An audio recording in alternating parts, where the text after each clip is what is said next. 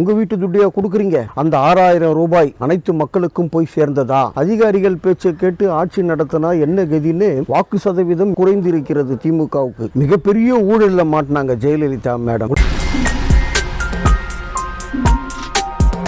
உலக அறிவாளிகளே வணக்கம். தமிழ் சர்க்காருக்காக நான் உங்கள் விஜயகுமார். திராவிட முன்னேற்ற கழகம் ஆட்சி எப்படி போகிறது? 2023 கடுமையான வெள்ளத்தால் பாதிக்கப்பட்டார்கள் சென்னை மக்கள். 90% மக்கள் பாதிக்கப்பட்டார்கள் என்பது யாரும் மறுக்கவே முடியாது. வெள்ளத்தால் பாதிக்கப்பட்ட அனைத்து மக்களுக்கும் 6000 ரூபாய் உதவித்தொகை. வீட்டில் வாஷிங் மிஷின் போச்சு, ஃப்ரிட்ஜ் போச்சு, டிவி போச்சு, நிறைய மக்களுக்கு இழப்பு. இருந்தாலும் ஒரு 6000 ரூபாய் என்பது ஒரு ஆறுதல் பரிசு. அந்த 6000 ரூபாய் அனைத்து மக்களுக்கும் போய் சேர்ந்ததா? சேர்ந்தது என்று ஆளும் தரப்பு தைரியமாக வெளியில் சொல்ல முடியுமா? 60-70% மக்களுக்கு தான் போய் சேர்ந்தது. சாதாரண மக்களுக்கும் குடிசை பகுதி மக்களுக்கும் இன்று வரை 6000 போய் சேரவில்லை. ஏன் என்று அந்த மக்கள் அதிகாரிகளின் முறையிட ஒரு ஃபார்ம் ஒன்று கொடுத்து இந்த ஃபார்ம் ஃபுல்லப் பண்ணி என்கிட்ட கொடுங்கன்னு சொல்லி வாங்கிட்டு போனார். வாங்கிட்டு போய் குப்பையில போட்டாரான்னு தெரியல. ஆனா இவங்க வாக்குக்கு போகும்போது தான் அதனுடைய ரிசல்ட் தெரியும். ஒரு பெண்மணிக்கு கொடுத்து இன்னொரு பெண்மணிக்கு ஒரு சின்ன ஒரு ஜாக்கெட் பெட்டு கொடுக்கனால அவங்க முடிஞ்சாங்க கதை. இத்தனை பெண்களை பகிச்சுக்கிட்டாரு தமிழக முதல்வர். உண்மையிலே தமிழக முதல்வருக்கு இது சம்பந்தமே இல்லை. அதிகாரிகளோட மெத்தன போக்கு, ஆணவ போக்கு என்றே சொல்லலாம். மக்களை பிரிச்சு பார்க்கிறது. முதல்ல அனைத்து பெண்களுக்கும் மாதம் 1000 ரூபாய் சொன்னாரு. அதுக்கப்புறம் தகுதி வாய்ந்த பெண்களுக்கு மாதம் 1000 ரூபாய். எந்த பெண் தகுதியானவள், எந்த பெண் தகுதி இல்லாதவள் என்பது 2024 தேர்தலிலேயே இவங்களுக்கு தெரியும். வெள்ளத்தால் பாதிக்கப்பட்ட மக்களுக்கு இன்னொரு 20-25% வரை இன்று வரை 6000 ரூபாய் வரவில்லை. ஃபார்ம் கொடுத்தாங்க, வெரிஃபிகேஷனுக்கு ஆள் வந்தாங்க, பார்த்துட்டு போயிட்டாங்க.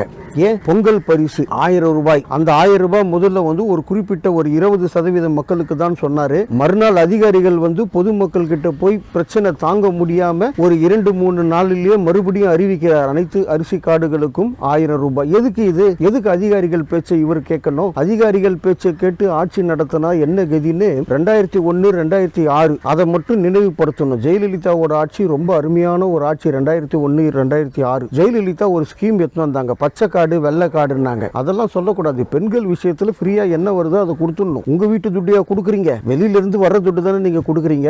இந்த பொம்பளை கொடுத்துட்டு இன்னொரு பொம்பளைங்களுக்கு கொடுக்கல 6000 ரூபாய். நிச்சயமா ரொம்ப நல்ல வேலை செய்யும் சென்னையில. வாக்கு சதவீதம் மிக சரியா குறைந்து இருக்கிறது திமுகவுக்கு. ஆனா அந்த வாக்கு அறுவடை செய்யறதுக்கு ஆள் இல்லாம இருக்கு. யாருக்கு போக போகுதுன்றது நம்ம பொறுத்து பார்க்கணும்.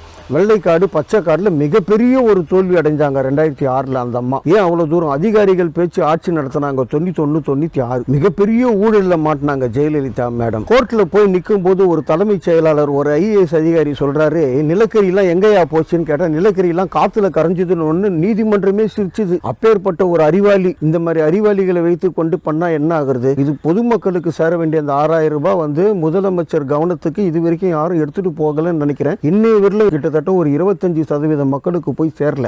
வெரிஃபிகேஷன் எல்லாம் பண்ணி போட்டோ எடுத்துட்டு போனாங்க. இன்னொரு லிஸ்ட் வரும். ஏன்? ரேஷன் கார்டு இருக்கு, அரிசி வாங்குறாங்க, மாதம் வாங்குறாங்க. இந்த பொங்கலுக்கும் 1000 ரூபாய் வாங்குறாங்க. எதனால அந்த 6000 ரூபாய் நிறுத்துனீங்க? பாதிக்கப்பட்ட மக்களுக்கு இழப்பீடு கொடுத்து ஆக வேண்டியது ஒரு அரசுடைய கடமை. ஒருத்தர் மோட்டார் பைக்கில் பயணம் செய்யறாரோ, கார்ல பயணம் செய்யறாரோ, விபத்து ஏற்பட்டு அவர் இறந்துடுறார். விபத்தால பாதிக்கப்பட்டவனுக்கு இழப்பீடு கொடுக்க வேண்டியதுதான் அந்த இன்சூரன்ஸ் கம்பெனியோட நிலை. இதுல உனக்கு இல்ல, அவனுக்கு இல்ல, நீ வசதியானவன், நீ ஏழை, பணக்காரன், நீ இன்கம் டாக்ஸ் கட்டுற, ஒண்ணுமே இல்ல. சாதாரண மக்களுக்கு கூட இன்னும் 6000 ரூபாய் சேரல. இது தமிழக முதல்வர் மு.க. ஸ்டாலின் அவருடைய வாக்கு எண்ணிக்கை. 6000 ரூபாய்ன்றது ஒரு பெரிய விஷயமே இல்ல.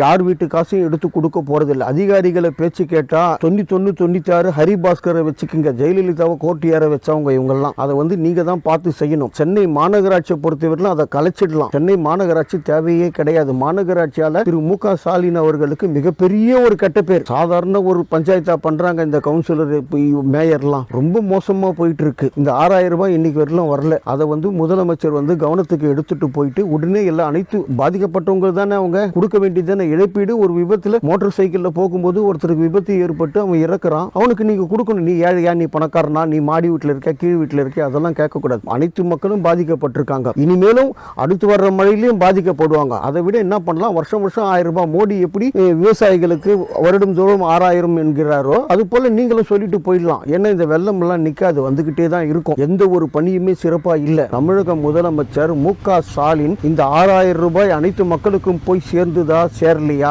என்று ஒரு ஆய்வு செய்து அனைவருக்கும் அந்த ஃபார்ம் கொடுத்திருக்காங்க. எல்லா பெண்களுமே எழுதி கொடுத்திருக்காங்க. வாங்கி எடுத்துட்டு போய் குப்பையில போட்டாங்களா என்ன பண்ணாங்கன்னு தெரியல. உண்மையிலேயே அந்த ஃபார்ம் உங்களுக்கு சேர்ந்திருக்கான்னு சொல்லி தமிழக முதல்வர் பார்க்கணும். அப்ப அந்த 6000 ரூபாய் நீங்க கொடுக்காதவங்க எல்லாம் வாக்கு போட வேண்டாம்னாவது சொல்லலாம். ஏதாவது ஒண்ணு செய்யலாம். ஏன் பாதிக்கப்பட்ட மக்களுக்கு இழப்பீடு கொடுக்க வேண்டியது தமிழ்நாடு அரசோட கடமை. முதலமைச்சர் இதை உடனே ஆவணம் செய்து ஒரு நல்ல ஒரு ரிசல்ட் கொடுப்பார் என்று பொதுமக்கள் எதிர்பார்க்கிறாங்க. நம்ம எதிர்பார்க்கல. பொதுமக்களுக்கு ஒரு நல்ல தீர்வு கொடுங்க. அவங்க சார்பாக தான் நம்ம பேசுறோம். தமிழ் சர்க்காருக்காக நான் உங்கள் விஜயகுமார்.